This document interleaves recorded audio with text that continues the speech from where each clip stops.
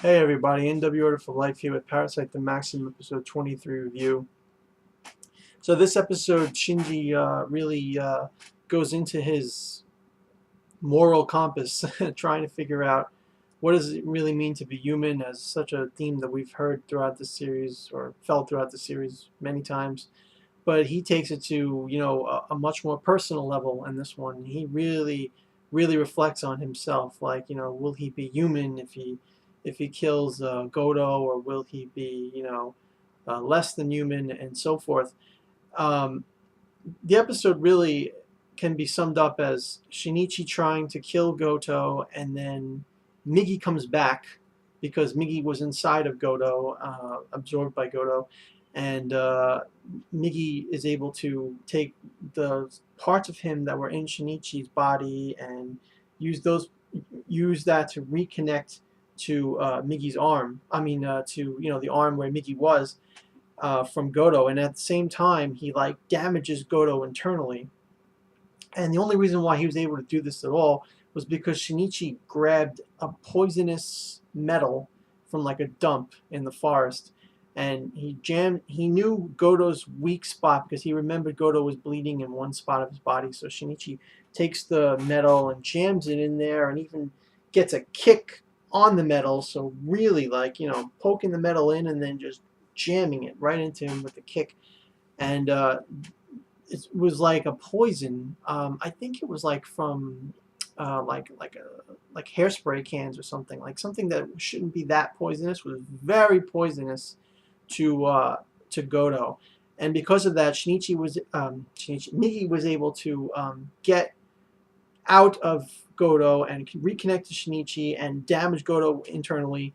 And all the other parasites inside of Gotoh were fighting him because they were scared of dying from the poison.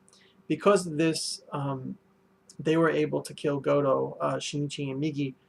I believe Migi did it with his scythe because Gotoh just couldn't control himself properly, and Migi dodged everything perfectly and whoosh, just cut Gotoh up, and Gotoh exploded.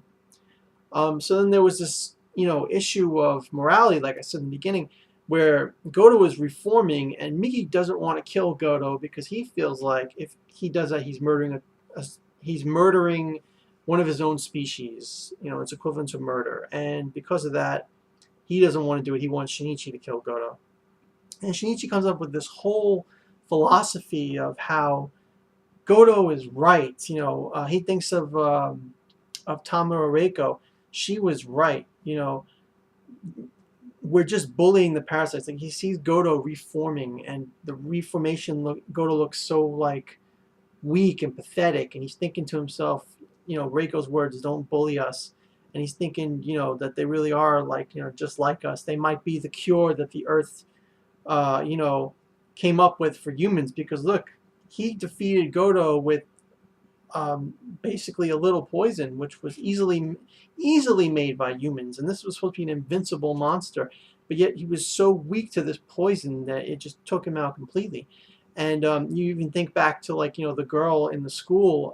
She threw paint thinner in one of the parasites' face, and he was completely screwed up after just a little paint thinner. So chemicals that humanity produces are like the weakness of these parasites. It's almost like Captain Planet. It's kind of crazy. And so Shinichi's thinking about this, like, really, maybe we really are the problem. Maybe humanity is, and then he's thinking to himself, like, I can't do this. I can't kill him, because if I do, then I won't be human, because humans are better than this. And he comes up with all these thoughts in his head and all these conflicting feelings. But at the very end, he decides to take Gotoh's life, and he does it in fear. He just he flat out decided, like, he wasn't going to do it, that he was going to leave, let Gotoh live. And as he's walking away, he thinks of himself that he just can't do it. And it's a powerful moment, showing, you can view it as showing weakness in humanity because of fear. You can view it as like survival instinct. You can even view it as, like, coming to his senses and realizing that if he didn't, because Migi tells him, if you leave Gotoh alive, he's going to kill even more people. He's going to be weaker, but he's still going to kill people over and over again until somebody kills him. So, a lot of powerful stuff to think about this episode.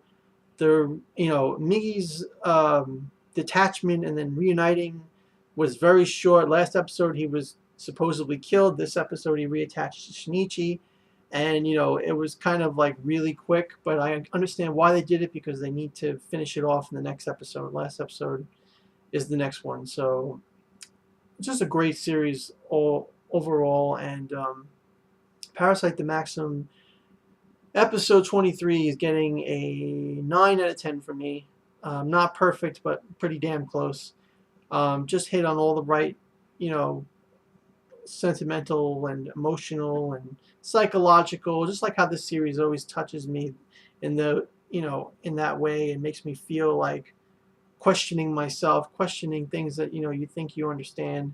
And it's just great for thought-provoking questions, and the moral compass in everyone to test us.